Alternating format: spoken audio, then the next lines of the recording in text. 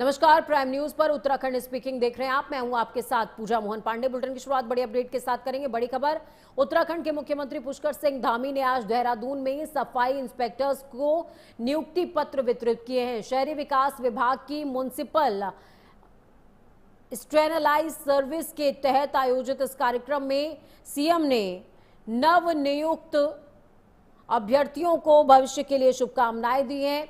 इस पहल से प्रदेश के नगर निकायों में सफाई व्यवस्था और शहरी प्रबंधन को और मजबूती मिलने की उम्मीद है।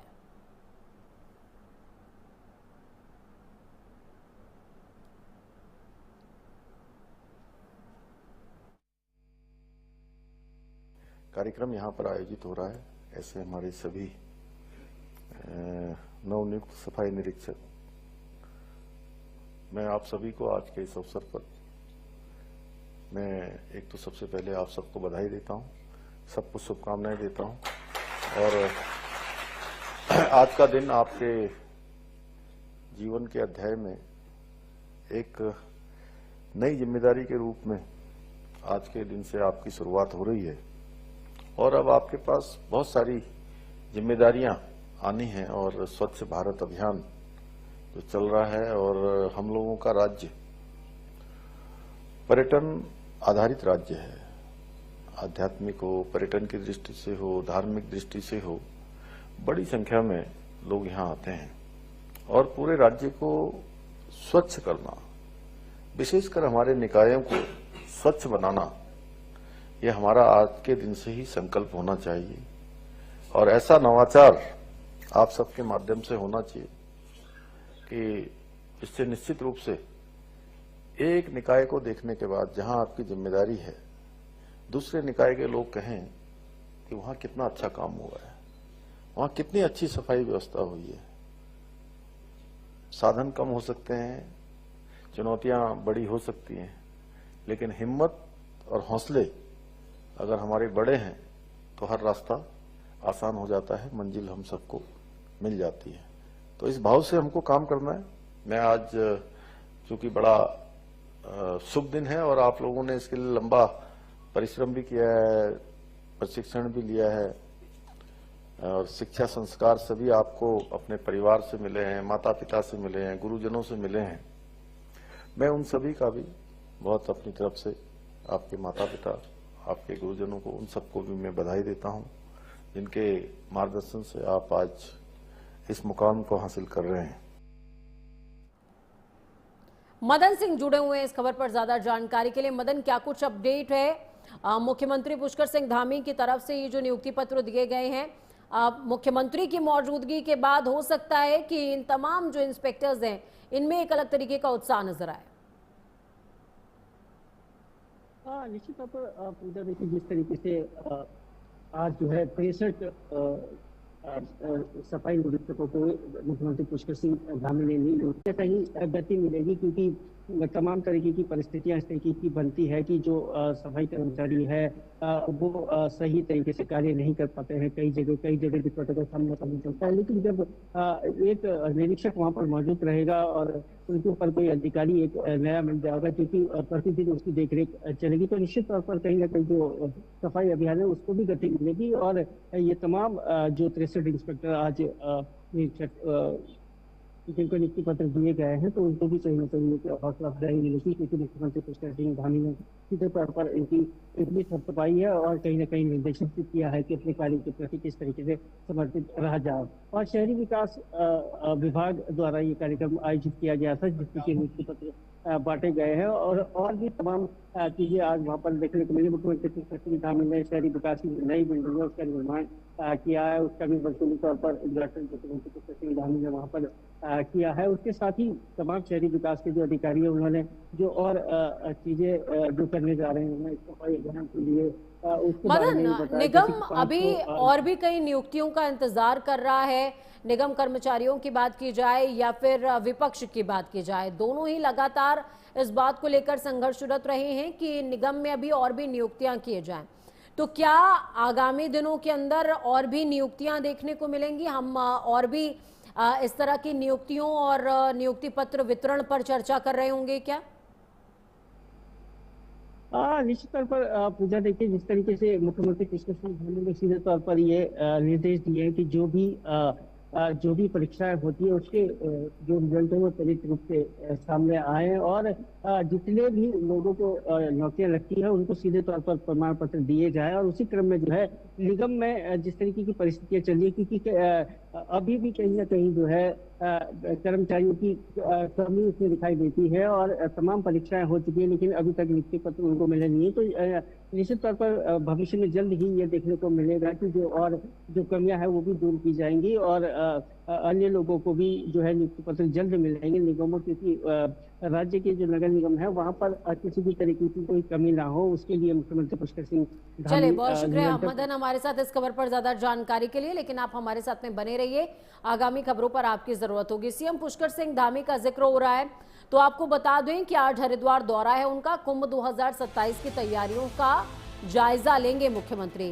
विकास कार्यों का स्थलीय निरीक्षण भी करने वाले हैं। डामकोटी में अधिकारियों के साथ बैठक करेंगे। सुरक्षा, यातायात व्यवस्थाओं का फीडबैक भी लेंगे। उत्तराखंड के मुख्यमंत्री पुष्कर सिंह धामी आज हरिद्वार दौरे पर हैं, जहां वो कुंभ मेला 2027 की तैयारियों का जमीनी जायजा लेंगे। मुख्यमंत्री चल रहे निर्माण और विकास कार्यों का स्थलीय निरीक्षण करने के साथ साथ डामकोटी में अधिकारियों के साथ सुरक्षा और यातायात व्यवस्था पर अहम समीक्षा बैठक करेंगे। कुंभ को भव्य और सुरक्षित बनाने के लिए सरकार ने अभी से अपनी तैयारियां तेज कर दी।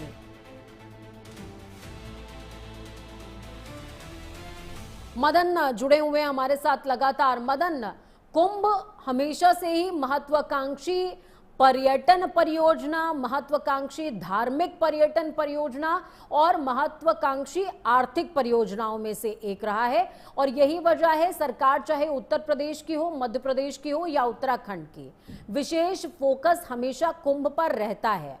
कुंभ की तैयारियों को लेकर इस बार किस तरह के नवाचार होंगे, प्लस धार्मिक आयोजन और साधु संत अखाड़ों के साथ में किस तरीके का समन्वय स्थापित हो पाएगा?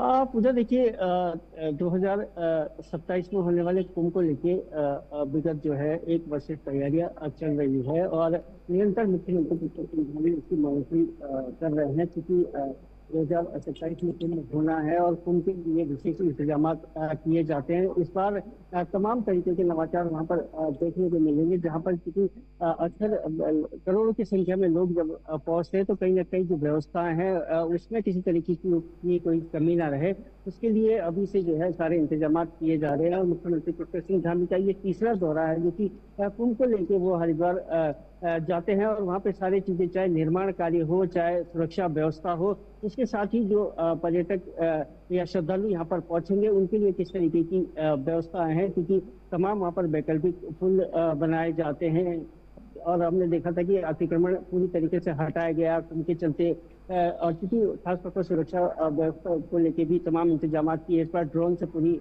सुरक्षा वहाँ पर देखने को मिलेगी, और तमाम जो साधु संत वहाँ पर पहुंचेंगे उनके लिए विशेष वहाँ पर सुरक्षा व्यवस्था रहेगी। तो जो व्यवस्था है वो निरंतर चल रही है, और मुख्यमंत्री पुष्कर सिंह धामी पूरी तरीके से मॉनिटरिंग कर रहे हैं, और आज भी जो है मुख्यमंत्री पुष्कर सिंह धामी हरिद्वार में जाएंगे, वहाँ पर एक विशेष बैठक कुंभ को लेकर करेंगे और तमाम जो व्यवस्था है उसका जायजा भी लेंगे। उसके साथ ही एक और अहम कार्यक्रम आज मुख्यमंत्री पुष्कर सिंह धामी का रहने वाला है, जो कि टिहरी में ही टिहरी में आयोजित होने जा रहा है, ऋषिकेश, जहाँ पर कि आज अंतर्राष्ट्रीय योग फेस्टिवल का शुभारंभ होने जा रहा है, जो कि एक सप्ताह वहाँ पर चलेगा, जिसमें लगभग 80 के आसपास के देशों से जो है साधु संत यहाँ पर पहुंचेंगे, साधु संतों की जमात यहाँ पर पहुंचेगी, और ये पूरा योग नगरी ऋषिकेश को कहा जाता है। वहाँ पर ये अंतर्राष्ट्रीय योग दिवस मनाया जा रहा है। तो मुख्यमंत्री पुष्कर सिंह धामी वहाँ पर पहुंचेंगे, और हमने अभी विगत दिनों में भी देखा था कि मुख्यमंत्री पुष्कर सिंह धामी ने पूरा वहाँ पर निरीक्षण किया था, शाम की आरती में भी शामिल हुए थे, और आज जो है उसका विधिवत उद्घाटन होने जा रहा है, तो मुख्यमंत्री पुष्कर सिंह धामी वहाँ भी आज मौजूद रहेंगे। तो ये विशेष कार्यक्रम आज मुख्यमंत्री पुष्कर सिंह धामी के। चलिए, बहुत शुक्रिया मदन हमारे साथ जुड़ने के लिए, अहम जानकारी साझा करने के लिए। उत्तराखंड में 19 अप्रैल से शुरू हो रही चारधाम यात्रा से ऐन पहले बद्रीनाथ विधायक लखपत बुटोला ने सरकार की तैयारियों पर सवाल उठा दिए हैं। विधायक ने आरोप लगाया है कि चारधाम व्यवस्थाओं की बैठकों में स्थानीय जनप्रतिनिधियों की अनदेखी की जा रही है। उन्होंने कहा कि ऋषिकेश बद्रीनाथ हाईवे पर भीषण जाम की समस्या है और पिछले 9 सालों में इस दिशा में कोई ठोस काम नहीं हुआ है।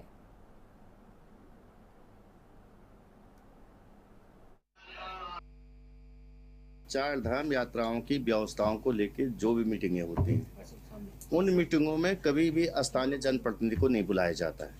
ये मैंने विधानसभा सत्र के अंदर भी कहा था। इसलिए होता है कि वहाँ की समस्याएं स्थानीय जनप्रतिनिधि बता सकता है। सचिवालय के अंदर बैठ करके अधिकारी तय नहीं कर सकते कि बद्रीनाथ, केदारनाथ या गंगोत्री यमुनोत्री में क्या समस्याएं हैं या पिछली बार क्या क्या दिक्कतें आई, उनसे किसी प्रकार की चर्चा नहीं होती है। हाँ, ये जरूर मैंने कहा कि विधानसभा में मैंने चार धाम यात्रा को लेकर सबसे बड़ी समस्या में एक समस्या ये बताई थी कि जो हमारा प्रवेश द्वार केदारनाथ, ये ऋषिकेश और हरिद्वार के अंदर जो जाम लगता है, जो परिस्थितियाँ होती है, उसको लेके 9 सालों में इन्होंने कुछ नहीं किया है। और बद्रीनाथ की जो आप बात करें, बद्रीनाथ के अंदर जो मास्टर प्लान में लोगों की जबरन जमीनें ली गई थी, लोगों का वहाँ बद्रीनाथ के होटल के चारों ओर तोड़फोड़ जो की गई, लोगों को बसाने की बात कही गई थी, उनको रखने की बात कही गई थी कि हम आपको व्यवस्था दे देंगे इस साल में, लेकिन 3 साल गुजरने के बावजूद भी पूरे के पूरे परिवार एक कमरे में रहने के लिए व्यवस्था। मार्च के महीने में उत्तराखंड में मौसम का मिजाज बदला है। पहाड़ों पर बर्फबारी, मैदानों में बारिश हुई है। हर्सिल और मुखवा की बात करें तो बर्फ की चादर बिछी हुई नजर आ रही है। बारिश के बाद खेती के लिए बड़ी राहत है। अगले कुछ दिनों तक बारिश और बर्फबारी का अलर्ट जारी किया गया है। मार्च के महीने में उत्तराखंड के मौसम ने अचानक से करवट ले ली है, जिससे प्रदेश में ठंड की वापसी हो गई है। गंगोत्री धाम के ऊंचाई वाले इलाकों जैसे कि हर्सिल, मुखवा गांव में ताजा बर्फबारी हुई, जिससे पहाड़ सफेद चादर से ढक गए हैं। निचले इलाकों की बात करें तो बारिश और ठंडी हवाओं के चलने की वजह से तापमान में गिरावट दर्ज की गई है, जिससे लंबे समय से सूखे जैसे हालात भी बने हुए थे, उससे राहत मिली है।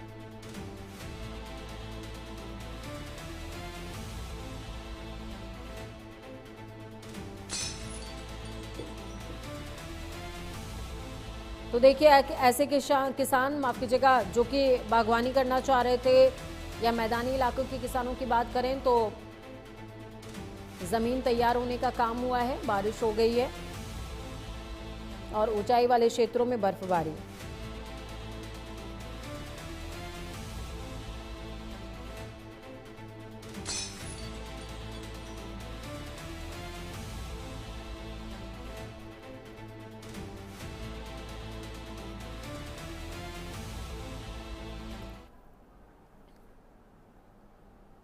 इस खबर पर ज्यादा जानकारी के लिए जितेंद्र पेटवाल जुड़ गए हैं, संवाददाता सहयोगी उत्तरकाशी से। जितेंद्र, क्या कुछ अपडेट? मौसम सुहाना हो गया है, लोगों को कितनी राहत?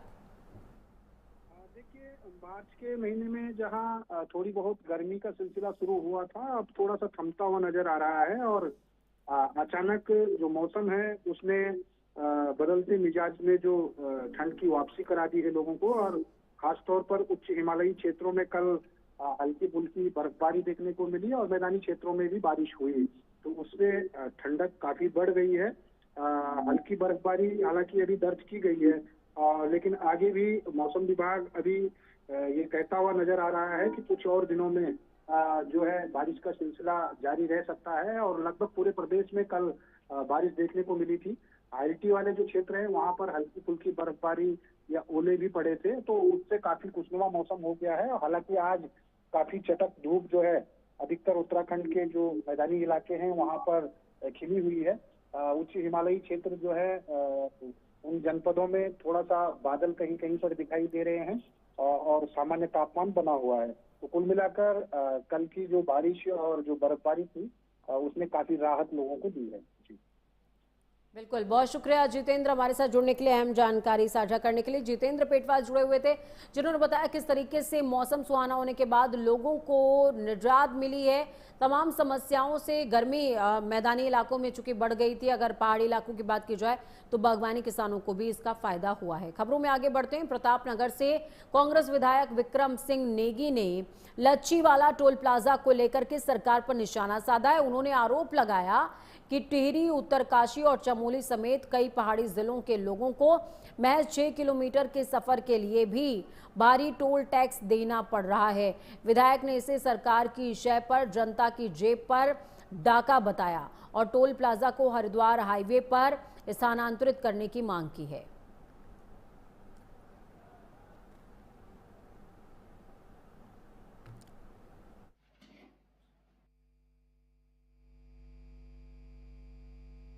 देखिए, जो लच्छी वाला टोल प्लाजा है उस सड़क पे जनपद पौड़ी, चमोली, रुद्रप्रयाग, टिहरी, उत्तरकाशी के लोग मात्र 6 किलोमीटर चलते हैं और पूरा पैसा देते हैं जितने कि आप हरिद्वार और उससे पीछे से आते हैं जो पैसा पड़ता होता है। तो हमने उस पर सवाल लगाया कि नियम में ये संकल्प है कि भारत सरकार को राज्य सरकार प्रस्ताव पास करके भेजे कि ये टोल प्लाजा यहाँ से हटा के पीछे कर दिया जाए। और ये समझ लो सीधे तौर पे ये सरकारी वसूली है जो गलत तरीके की। ये मोदी जी के सरकार के ये सीधे जनता के जेब पे डाका डालने वाली कार्रवाई है। इसका पौड़ी, चमोली, रुद्रप्रयाग, टिहरी और उत्तरकाशी के लोगों का कोई लेना देना नहीं कि 6 किलोमीटर सड़क चलने पर आपसे उतने टोल टैक्स लिया जाएगा जितनी लंबी ये सड़क बनी है, उतने जो है यहाँ के लोगों से लिया जा रहा है।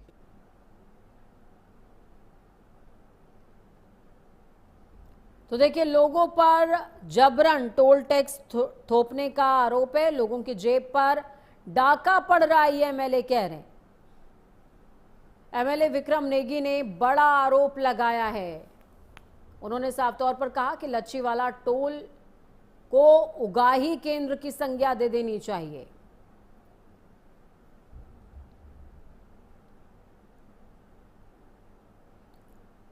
कांग्रेस और बीजेपी के बीच में रार की स्थिति बनती हुई नजर आ रही है। टोल प्लाजा को लेकर के दोनों दल आमने सामने। लच्छीवाला टोल प्लाजा को लेकर ऊहापोह की स्थिति है। लोगों पर जबरन टोल टैक्स थोपने का आरोप लगाया जा रहा है।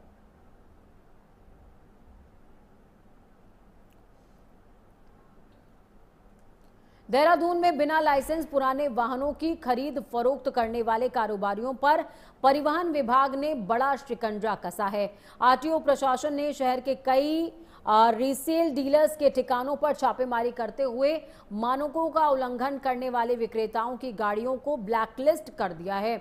आरटीओ संदीप सैनी ने स्पष्ट किया कि जिन डीलर्स के पास ऑथराइजेशन सर्टिफिकेट नहीं है उन्हें नोटिस जारी करते हुए 1 हफ्ते के अंदर प्रक्रिया पूरी करने की मोहलत दी गई है। पुराने वाहनों के अवैध कारोबार का मामला पूरी तरीके से देखने को मिला है। फिलहाल बुलेटिन में खबरों का सफर यहीं तक। बुलेटिन के उस पार ताजा अपडेट्स के लिए देखते रहिए प्राइम न्यूज। नमस्कार।